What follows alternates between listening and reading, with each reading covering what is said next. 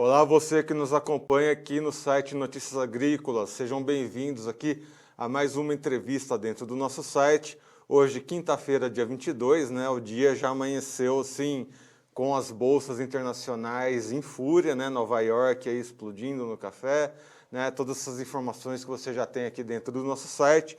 Mas nesse momento a gente vai falar sobre um outro detalhe que tem acontecido no agronegócio, que às vezes a gente precisa ter um norte, né, uma explicação sobre o que exatamente está acontecendo. Vocês já devem, que acompanham o site, já devem estar vendo mais ou menos esse movimento, né, da carbonização, né, como que a gente vai trabalhar o resgate de carbono dentro do agronegócio, green bonds, ESG, enfim, diversos termos aí que às vezes a gente precisa compreender mais a fundo o que exatamente esses termos significam. E é por isso que a gente trouxe aqui um debate, né, com o Fábio Passos, representando a Bayer, e o Guilherme Pessini, representando o Itaú BBA, porque essas duas instituições se uniram, né, logo ali no começo do ano, para organizar e realmente colocar alguma coisa de concreto para os produtores rurais com relação a esses green bonds, né, esses créditos relacionados ao carbono. Então, primeiramente, eu gostaria de agradecer a presença, né, e dar a primeira palavra aqui para o Fábio Passos, representando aqui a Bayer. Fábio, seja bem-vindo aqui ao site Notícias Agrícolas. Bom dia, pessoal. É sempre importante estar aqui, né? Acho que a gente está sempre trazendo um pouco sobre essas novidades, como a gente vai fazer essa transformação do mercado, né? Com essa visão toda de sustentabilidade cada vez como modelo de negócio. E acho que a grande proposta é essa, né? Como que a gente olha para o futuro, entendendo aonde a gente vai chegar, que de fato é algo muito grande, é o acesso ao mercado de carbono, mas como a gente começa a fazer a partir de hoje, né? E acho que as parcerias, as conexões, elas conectam para a gente criar esse ecossistema, né, em prol desse agro cada vez mais sustentável e conectando o que é mais importante na nossa visão, né, que é a sustentabilidade como receita para o produtor e como valor competitivo para o Brasil. Então, acho que essa é a nossa visão e claro que a gente entende que é como a gente vai conectar dessa maneira. Obviamente, é um caminho longo, mas a gente já entende que a gente precisa começar essa jornada e a gente já começou desde o ano passado. Muito bem. E um outro grande mistério que a gente tinha aqui, né, como ligaria o agronegócio ao mercado financeiro, né, com relação aos green bonds, e exatamente por isso que temos também aqui o Guilherme Pessini, da Itaú BBA. Guilherme, seja bem-vindo ao site Notícias Agrícolas. Obrigado, um bom dia a todos aqui. Eu acho que a introdução do Fábio foi perfeita, né? A gente está caminhando dentro do cenário de produção agrícola no Brasil para uma produção cada vez mais sustentável. Acho que o modelo de derrubada e abrir área indefinidamente, é claro que ainda tem alguma coisa para fazer, mas ele vai ser cada vez mais questionado quanto à eficiência sob a ótica socioambiental. Então, é absolutamente fundamental a gente estruturar a discussão da eficiência, né? Na eficiência sobre todos os aspectos, inclusive econômica, porque sustentabilidade tem que ter também sempre o pilar econômico, a gente não pode esquecer nunca disso, mas sob essa ótica já mais olhado, então a gente precisa aprofundar como é que a gente une as duas coisas, como é que a gente dá viabilidade econômica para as iniciativas, para as ações que são corretas e que estimulam boas práticas socioambientais. Acho absolutamente fundamental a gente colocar nessa equação o crédito, né, que é uma grande ferramenta de incentivo, e foi justamente isso que a gente discutiu aqui em conjunto da Bayer, como é que a gente levava o componente de crédito para a iniciativa que já era um sucesso, de alguma forma, do Procarbono dentro ali do escopo do fornecimento deles para uma série de produtores. Exatamente, acho que com esse ponto que o Guilherme deixou em aberto aí, Fábio, acho que a gente já pode demonstrar, né, que a Bayer já teve ali um pioneirismo, né, nessa busca desse resgate de carbono, né, com o programa Procarbono. Como é que você vê esse pioneirismo da Bayer, né? Como é que você vê esse case que vocês levantaram aí com relação a todo esse projeto? Eu acho que para a gente é importante só retomar um pouquinho de onde começa isso, né? Eu acho que a gente entende do valor do mercado de carbono. É um mercado que hoje, né, se a gente olha o dado do ano passado, movimentou mais de 270 bilhões de dólares. Então, assim, é um mercado muito relevante, mas o agro não participa desse mercado ainda. Então, o ponto para a gente importante é como a gente insere o agronegócio dentro das transações, obviamente, de carbono. Mas, para isso, obviamente, a gente tem uma estrada um pouco longa, pensando em termos de ciência. Ou seja, a gente ainda tem uma barreira do ponto de vista de como que a gente mensura, verifica e reporta esse carbono para ele virar o que a gente vai falar do crédito de carbono, que é algo que lá na frente vai acontecer. Né? Então, a gente começou esse projeto, né, alicerçado aí também muito por ciência e tecnologia, trazemos Embrapa, Exalc, Unesp, para construir com a gente, né, esse caminho técnico, né, da avaliação do carbono em solo, das metodologias para mensuração, da modelagem. Então, a gente entende que a gente partiu de um conceito onde a gente estava abrindo tecnicamente como esse mercado ia poder acontecer, obviamente para a gente acessar com as certificadoras internacionais. Né? Em paralelo a isso, o que a gente percebe também é como que o produtor começa a se preparar para este novo mercado. Então, a gente entende que, ao mesmo momento que a gente vai tecnicamente abordando, entendendo e trabalhando com toda a ciência para mover em função desse mercado de carbono, a pergunta é como que o produtor pode hoje começar a olhar na área dele, né, nas propriedades dele, e começar a trabalhar em prol já desse manejo mais focado em carbono, mais focado em melhorar a qualidade de solo, em produzir mais, que é mais aporte de carbono. Então, o que a gente está fazendo agora, nesse segundo ano do programa, é trazendo para o produtor o entendimento de que carbono é além de carbono. Ou seja, eu começo a falar de carbono mirando lá na frente o crédito, mas o fato de eu ter um agricultor, né, que eu tenho um mapeamento das práticas agrícolas dele, que eu tenho um perfil socioambiental desse agricultor que atende, né, ao Código Florestal, que atende às legislações trabalhistas, né, e eu consigo entender que esse agricultor está produzindo mais, com menos risco, porque o solo dele está mais preparado, a gente começa a conectar com outros benefícios. Então, é a visão de como a gente gera um benefício, né, para esse agricultor, né, olhando o carbono como a consequência disso. Né? E a causa vai ser ele trabalhar com a sustentabilidade e a produtividade dele com redução de risco.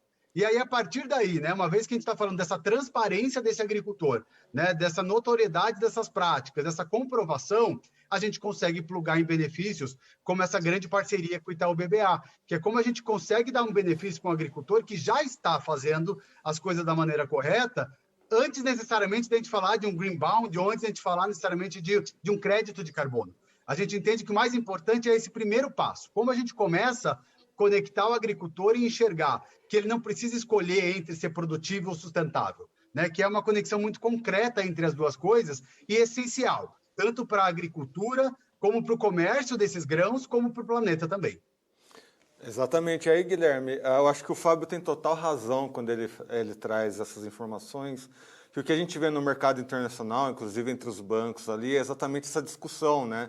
Sobre como vão funcionar os green bonds, climate bonds, enfim, termos não faltam aí, mas de concreto que se vê, principalmente nos Estados Unidos e Europa, que tem muitas essas discussões, de concreto ali você vê pouca coisa acontecendo.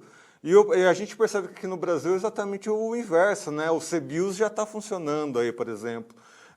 Então, Guilherme, como é que você vê, numa visão de instituição financeira, o Brasil sendo posicionado aí nessas questões sustentáveis? Obrigado pela pergunta. Eu acho que assim, o Brasil tem um potencial para ser a grande potência socioambiental sob a ótica de produção de alimentos e energia renovável do mundo. Né? Eu acho que isso ninguém tem dúvida. Quando você menciona a CBIOS, foi talvez aí a primeira tecnologia bem consolidada sob a ótica de conseguir gerar efetivamente créditos. Né? Quando a gente vai para agricultura mais pura, ou seja, a produção de grãos, fibras, etc., entra muito a dificuldade que o Fábio mencionou, que é qual a metodologia, ou seja, por que conceito a gente vai efetivamente conseguir comprovar que a gente está gerando esse crédito. É intuitivo que você gera créditos de carbono, né, numa agricultura bem feita, e por isso eu estou concordando em gênero, número e grau aqui com o Fábio, que o mais importante é o fazer bem feito, né, e a gente ir conseguindo levar a tecnologia, levar a forma de mesurar isso. Aliás, essa foi a grande razão, na minha opinião, aqui, a grande razão é o grande ganho da nossa parceria. Nós podíamos fazer isso sozinhos? Poderíamos, não tenho dúvida, né? Acho que dá para a gente contratar a Embrapa, um monte de consultor e montar aqui o jeito Itaú BBA de medir carbono. Mas, pô, tem gente super séria, a Bayer já com um ano de experiência do programa, já passou por uma série de discussões que nós teríamos que passar, e aí fica muito simples tomar a decisão, né? Puxa, sigamos juntos, né? Ou seja, parte do percurso a ser percorrido para a construção de uma metodologia eficiente, comprovável, quantificável de carbono, a Bayer já tinha andado, e eu acho que aqui a gente ganha muita velocidade quando a gente usa dessa experiência e traz aqui os componentes de gestão de riscos financeiros e de disponibilidade de crédito. Eu acho que nós estamos falando muito mais desta etapa ainda do que propriamente de levar green bonds para o mercado internacional. Chegaremos lá, tá? Mas eu acho que a gente ainda está aqui construindo a metodologia, a carteira, a forma de medir, selecionando com que produtores nós vamos fazer. Isso tudo vai gerar, sim, uma massa de recursos muito interessante, que a gente pretende que seja rastreável, com metodologias super comprovadas, para que a gente não tenha nenhum tipo de questionamento da qualidade do que a gente está fazendo aqui, né? Como é que nós vamos materializar isso efetivamente em papéis para serem tradeados no mercado internacional? O Fábio já mencionou e eu concordo 100%, um segundo passo. Nós vamos chegar lá sem dúvida nenhuma, mas ainda estamos aqui construindo o primeiro. Fábio, que acho que o grande mistério, né, que inclusive correntes de pesquisa entre os engenheiros agrônomos, os produtores rurais também acabam criando muitas dúvidas com relação a isso, é que no final das contas tem uma grande máxima que envolve a química e a biologia, que nada se cria, nada se perde, tudo se transforma. E isso, quando a gente fala em carbono, não é diferente, né? Algumas correntes ali questionando, né, como é que vai funcionar, como é que, inclusive, plantio direto gerou uma grande discussão, né, porque o plantio direto, num primeiro momento, tem esse resgate do carbono, mas ao longo do tempo o carbono ele vai se perdendo novamente ali. Afinal de contas, né, qual que foi a metodologia, quais foram os protocolos que vocês seguiram para essa metodologia da Bayer? Como você disse, né? Eu acho que tem muita coisa que a gente precisa começar a direcionar. E aí, nada mais do que começar do ponto de partida de quem mais já está estudando isso há 10, 15 anos, né? Então, trazer de fato um corpo de acadêmicos é por onde a gente partiu. A gente entendeu que a Exalc é importante, a Unespia, a Federal de Minas, a do Rio Grande do Sul. Então, a ideia principal para a gente, no primeiro momento, é vamos entender o que já tem de literatura, né? E a gente criou, por exemplo, um simulador com mais de 170 trabalhos científicos para direcionar o que o campo tem que fazer, né? E além disso, né, acho que talvez um ponto importante é a gente como companhia nunca vai ser suficiente para saber tudo. Então acho que o ponto importante dessa visão desse ecossistema e dessa conexão, assim como a gente trouxe, né, o Itaú BBA é um parceiro nosso, a gente trouxe Exalc, Embrapa, a gente trouxe, por exemplo, a Federação Brasileira do Sistema de Plantio Direto, para entender o seguinte: a gente está fazendo plantio direto ou a gente está fazendo não revolvimento de solo? Porque são coisas diferentes, ou seja, qual que é a quantidade de matéria orgânica que está ficando, qual que é o nível de palhada que eu tenho. Então, a gente começa a entrar em outros níveis de discussão, que é importante, porque talvez, de um ponto de vista mais macro, todo mundo está fazendo práticas sustentáveis, mas aonde eu posso melhorar? E esse é o objetivo desse programa desse ano, ou seja, a gente vai ter 73 consultorias no Brasil inteiro para localmente entender como que eu pego aquele conhecimento da academia, do que tem que ser feito naquele manejo e levo para aquele talhão por 3 anos. Porque uma coisa importante quando a gente olha para carbono é essa visão de longo prazo. Não dá para o agricultor olhar qual que é a safra, qual que é a cultura. Ele vai ter que olhar, por exemplo, olha, eu vou fazer esse nível de essa troca de fertilizante, essa correção de solo, mas quando que vai impactar isso? Não necessariamente nessa próxima safra. Então, a ideia de ter pelo menos um pensamento de, no mínimo, 3 anos é importante também. Então, o que a gente está afirmando com esse agricultor é esse compromisso dele entender o que deveria ser mudado, né? O que seria esse choque de gestão, como chamam as certificadoras internacionais, né? O que seria alterado no manejo desse produtor nesse período de 3 anos, para que ele entenda, né, qual que é o impacto em custo para ele desse novo aporte, né, desse outro insumo, comparado com qual que é o benefício que ele recebe, porque os nossos dados trazem um aumento de produtividade e rentabilidade ao longo do sistema. Claro que se a gente olha de um ano para o outro, talvez eu vou fazer uma correção que não justifica. Financeiramente, no balanço de uma safra, eu não consigo amortizar. Mas quando eu olho ao longo dos 3 anos, o meu perfil de solo está melhor e eu tenho mais produtividade. Então, eu acho que a primeira coisa é essa, é a partir de muita base científica, a partir daí, como a gente conecta ciência e campo com quem mais conhece do dia a dia do campo, e aí a gente precisa de consultorias locais, e esse é o próximo passo que já começa esse ano, que é essa conexão, né? Então, uma vez que eu conecto essa ciência, esse campo, como a gente começa a trabalhar dentro do ajuste da safra? Eu acho que seria mais fácil se a gente tivesse uma agricultura menos sustentável, que o agricultor não estivesse fazendo nem o plantio direto. Então, seria muito mais fácil para a gente transformar essa realidade, mas a parte importante para a gente é como a gente muda no detalhe, ou seja, como a gente começa a agregar prática para ser ainda mais efetivo e mais sustentável, mas, ao mesmo tempo, como a gente comprova e mostra a história sustentável dessa agricultura brasileira. Então, acho que parte importante também de ações como essa é já reconhecer os agricultores que já estão fazendo e trazer ainda esse refino de práticas, mas aí olhando a realidade dele, o talhão dele, para que a gente possa ser efetivo e ele enxergue qual que é o impacto que ele vai ter, por exemplo, de mudar a fazenda dele inteira com base naquele manejo, sabe? Então, acho que é um pouco daí onde a gente parte. Então, trazer conhecimento, trazer ciência mais atrelada a uma realidade de safra de campo específica de agricultor.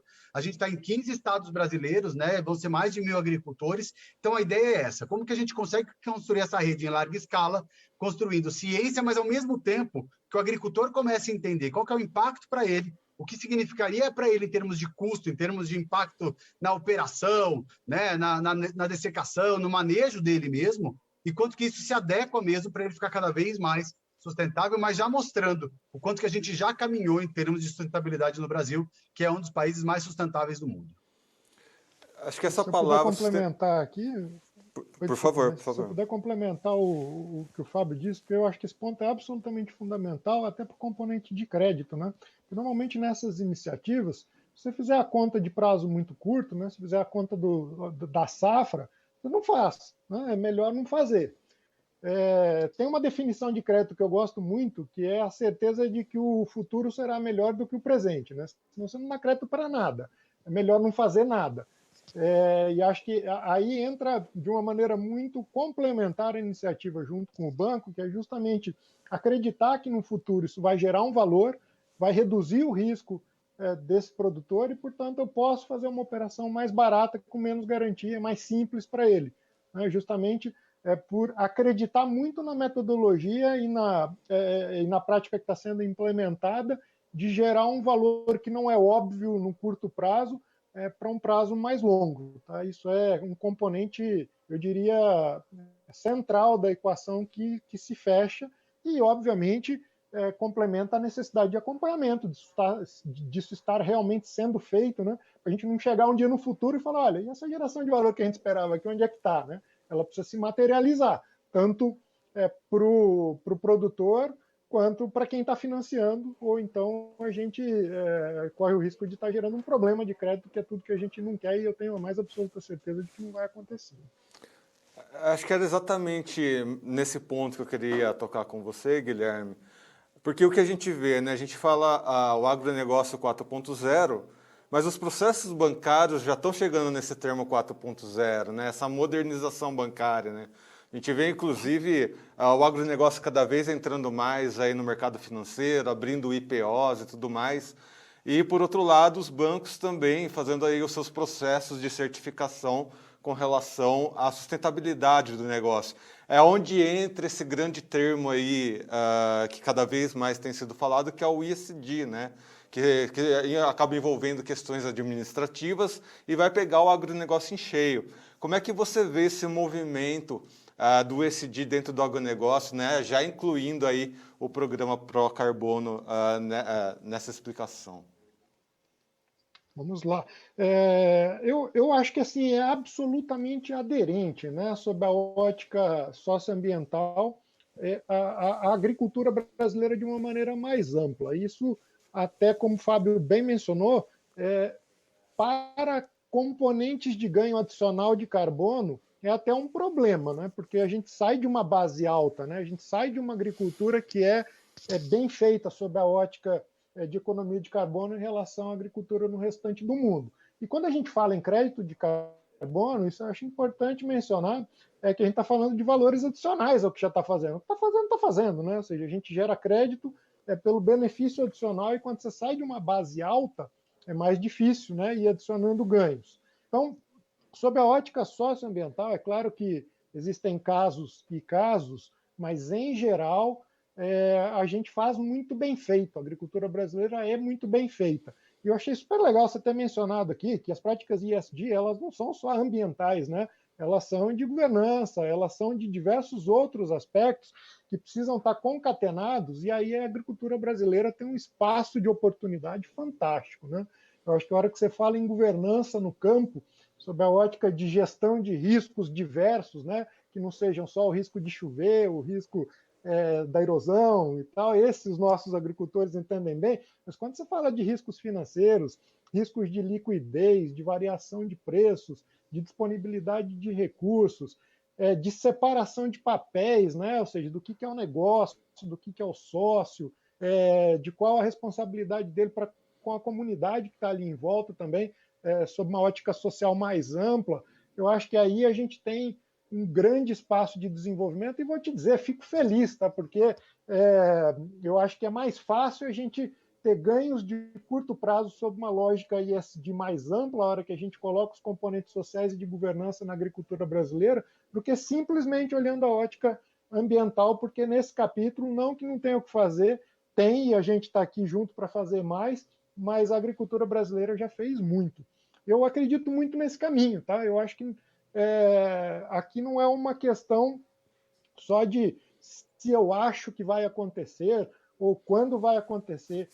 Está acontecendo e não é um se. A diferença é existir no futuro ou não existir no futuro. Quem não for aderente a boas práticas de governança, boas práticas de natureza socioambiental, simplesmente não vai ter um negócio. Tá? Não é uma opção, é uma necessidade, e a gente não vai ver companhias ou negócios funcionando no futuro se não forem aderentes a essas práticas. Não tenho dúvida nenhuma disso. E fico feliz, né? Eu acho que eu enxergo nisso muito mais oportunidade de ganhos do que de riscos. Tanto está acontecendo que o programa da Bayer já exige ali algumas adequações para que o produtor rural entre no programa, né, Fábio? Como é que vocês entraram aí nesse acordo para que o produtor rural se enquadre no programa de vocês? Um ponto importante, né, quando a gente fala de um programa como esse, a gente está falando mais do que o carbono, a gente está falando sobre integridade e transparência, né? Então, acho que mais do que o que o agricultor vai fazer e o carbono que ele vai ter, é quem é esse agricultor. O que ele tem feito, né? Qual que é o compromisso dele com o meio ambiente, com a sociedade, né? Nesse aspecto mais amplo que o Guilherme trouxe mesmo, né? Então, quem é esse agricultor em todas essas esferas? Porque não dá, né? Para trazer para um agricultor que mais sequestrar carbono, né? Vai ser o agricultor que está mais desmatando. Não faz sentido, não tem valor isso. Porque acho que as coisas não andam separadas, né? A gente está entrando numa era de muita transparência, muita exposição. E acho que para a gente, como agro, é um grande favor que estejamos chegando para esse caminho. Porque a gente tem muita história para contar, muito o que mostrar. Então, a transparência não nos assusta. Mas, por outro lado, a gente precisa assegurar, né? E aí, uma parte importante quando para o agricultor participar do programa, a gente faz uma análise e um diagnóstico socioambiental dessa área para garantir que esse agricultor esteja em cumprimento com tudo. E esse agricultor, por exemplo, que eventualmente não passa nisso, ele recebe o diagnóstico de volta e como que ele pode se adequar. Porque talvez tenha uma parte que é entendimento, tem uma parte que poxa, mudou essa legislação, eu não estava sabendo, ou essa parte, eu tenho a documentação, mas eu não dei entrada, enfim, então acho que tem uma parte, né, dos produtores, obviamente, os que se conectam com esse propósito e o projeto, que eles querem entender, poxa, mas por que não dá? O que está diferente? Então, acho que um grande valor que eles já enxergam de largada é esse próprio diagnóstico, né? Ou seja, como que eu trago para ele, né, com o olhar de mercado externo, qual que é a minha avaliação, né? Ou seja, eu estou bem, eu estou mal, eu tenho que mudar onde? Então, acho que isso tem sido bem interessante, né? Ele começa com uma visão de um pré-requisito, mas já é um primeiro grande valor que a gente está gerando para esses agricultores, e os agricultores que, eventualmente, uma pequena parcela que não passa, eventualmente eles têm uma assessoria para como que eu posso começar a trabalhar e me adequar para isso. Então, acho que é um pouco dessa visão do não é falar você serve, você não serve, mas o que a gente tem que ajustar. E aí esse agricultor, obviamente, começa a trabalhar nessa parte, porque a gente sabe que todo mundo vai ter que se ajustar. Né? O ponto né, como o Guilherme trouxe, não é o quando, né? Qual a velocidade, o que você está disposto, mas a pressão e a mudança dos mercados, elas vão trazer essa visão de eu preciso ter cada vez mais esse lastro, a rastreabilidade, para comercializar, para comprar teu produto, teu cereal, tua soja. Então, a gente sabe que isso tem sido uma boa parcela da entrada e, ao mesmo tempo, a gente enxerga que o digital ajuda demais nisso. Porque talvez o que a gente não fez até o passado é porque a gente não tinha como fazer isso em larga escala, né? Com uma foto de satélite mais rápida, que comprovava se ele fez, se ele não fez, né? Que área que está aberta, que área que não está aberta. Então, eu acho que isso tem ajudado muito. Então, para a gente, um pré-requisito é como a gente trabalha com o digital para garantir essa plataforma e os dados todos, né? Com esse lastro, né? Desde a área até o histórico, até para como eu vou produzir, mas também, obviamente, esse perfil socioambiental que ele serve para falar sobre integridade, sobre quem é esse agricultor, como ele está produzindo, né? E o que ele, como empresa agrícola, tem feito, né? Não só hoje, mas ao longo desses últimos anos aí pelo planeta.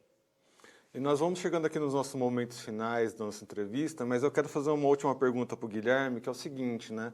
Até pouco tempo atrás, o produtor rural vinha intensificando a sua atuação no mercado futuro, né? A principal opção que ele tinha ali, fora o mercado físico, né? Isso falando em questão de commodities, era trabalhar no mercado futuro. E em coisa de 2 anos, nós vimos aí um aumento no mercado financeiro, né? Os produtores rurais, as empresas, né, rurais entrando aí no mercado financeiro, tendo mais essa opção, a opção do mercado ambiental aí entrando nessa questão dos green bonds, aí acaba entrando também em criptomoedas e outras questões interbancárias que estão chegando aqui no Brasil. Isso pode deixar o pessoal um pouquinho perdido, né? Que caminho a gente segue, o que a gente precisa fazer exatamente para entrar nesses mercados? Então, Guilherme, o que você pode dizer, né, na sua última contribuição para dar um norte para as pessoas que estão nos acompanhando com relação a essas novas possibilidades que estão se abrindo para o agronegócio? Erickson, eu acredito muito que a visão, o que você acabou de me perguntar, por incrível que pareça, está super conectado com o assunto que a gente vinha conversando até aqui, que é gestão de riscos, né? Ou seja, a agricultura é um negócio que, de fato, tem um número muito grande de riscos que precisam ser bem administrados, né? A gente falou, durante grande parte da nossa conversa aqui, da administração dos riscos ESG, que são socioambientais e de governança. A hora que você entra na gestão de outros tipos de risco, né? Ou seja, o risco, você falou em mercados futuros, o que é mercado futuro? É um jeito de gerir risco de preço futuro, né? Ou seja, de você eliminar esse componente. Quando você fala de outros instrumentos mais modernos, né, de financiamento, bonds, criptomoeda eu vou deixar de lado, a gente conversa um pouquinho mais depois, mas, enfim, de coisas parecidas com fundos, né, tem se falado muito nos FIAGROS, os CRAs, as CPRs, que puxa a MP do Agro ali, a 3986, deixou muito mais flexíveis, muito mais eficientes. Isso é um jeito de gerir risco de liquidez, né? Ou seja, não dependo mais daquele crédito rural antigo, direcionado, de curto prazo, muitas vezes pouco adequado, e a gente tem hoje instrumentos muito mais eficientes de gestão de risco como um todo e que podem contemplar de uma maneira mais eficiente também os riscos de natureza socioambiental. E a beleza de você costurar as duas coisas é que quando você olha a produção e o produtor sob uma ótica completa e da forma como ele está gerindo os riscos, reduz muito o risco do financiador. Aí eu posso cobrar mais barato, posso fazer prazos mais adequados, ou seja, eu vejo esses assuntos de maneira muito correlacionada e muito completa, né? Quando a gente está falando aqui de um procarbono, a gente está falando, na verdade, de uma agricultura mais sustentável, com mais capacidade de geração de valor no futuro, que é um componente absolutamente fundamental para que a gente, como banco, mas que o mercado financeiro como um todo, tenha mais segurança de fazer um financiamento mais adequado para essa atividade. Então, a gestão de mercados futuros, né, os novos títulos do agronegócio, o aumento da participação privada no financiamento da agricultura brasileira está intimamente conectado com essa agenda. Muito bem. Conversei aqui então, né, com o Fábio Passos, representando aqui a Bayer. Fábio, muito obrigado pelas suas informações. Seja sempre bem-vindo aqui ao nosso site Notícias Agrícolas. Deixo aqui um último espaço para você deixar para os nossos internautas. Perfeito. Eu que agradeço o convite, né? Eu acho que a gente sempre tem espaço aqui para trazer coisa nova e novidades, e é super importante trazer e compartilhar, né? O quanto que a gente está avançando. Então, para mim é super importante. Agradeço também, Guilherme, pela parceria do Itaú BBA de acreditar nessa iniciativa que, de fato, não é de uma empresa só. Ela, para você mobilizar uma cadeia do tamanho que a gente precisa mobilizar e para fazer carbono uma realidade para dentro do agro, são muitos parceiros que a gente vai ter que trazer. E acho que esse é o grande propósito nosso. Como a gente começa a construir essa jornada, que ela não é de curto prazo, mas que agora já gera muito valor. Né? O mais importante é isso, essa percepção de não vou esperar e fazer a conta, porque eu tenho tanto benefício que já vale a pena entrar, ainda que a gente esteja abrindo lá na frente. Então, acho que é uma grande aposta, mas ao mesmo tempo que já me dá indícios muito claros de como que eu já posso receber através disso, né? Através de um mercado futuro de carbono, sim, mas hoje, né? Como eu já começo a melhorar, né, o que eu recebo, por exemplo, como o Itaú BBA tem, com umas taxas diferentes, como que eu sei qual que é meu perfil socioambiental e como que, principalmente, eu consigo contar essa história desse agro tão sustentável que já está muito à frente de outros países. Então, acho que o nosso grande papel aqui é como a gente conecta tudo isso e habilita, sim, lá na frente esse mercado de carbono, mas já gerando valor imediato, né? Para uma produção cada vez mais sustentável, mais embasada no nível técnico, trazendo cada vez mais o que a academia tanto pesquisa para uma prática de campo e conectando cada vez mais players para mostrar os agricultores que estão fazendo direito e trazer cada vez mais benefício de sustentabilidade como negócio. Não só algo bacana para a gente falar e colocar na parede, mas como que ela fica no nosso dia a dia como negócio e como ajuda o agricultor também a tomar decisões para isso. Então, obrigado de novo pelo espaço e contem com a gente sempre que vocês precisarem. Conversei aqui também com o Guilherme Pessini, representando a Itaú BBA. Guilherme, obrigado. Fica um último espaço também para você deixar suas considerações. Eu queria agradecer muito aqui a participação, a abertura do espaço, agradecer muito o Fábio, tem sido parceiro muito próximo aqui nosso na construção de melhores práticas para financiar a agricultura brasileira. Enfatizar muito esse aspecto que o Fábio trouxe durante vários momentos da fala dele, que eu concordo demais, né?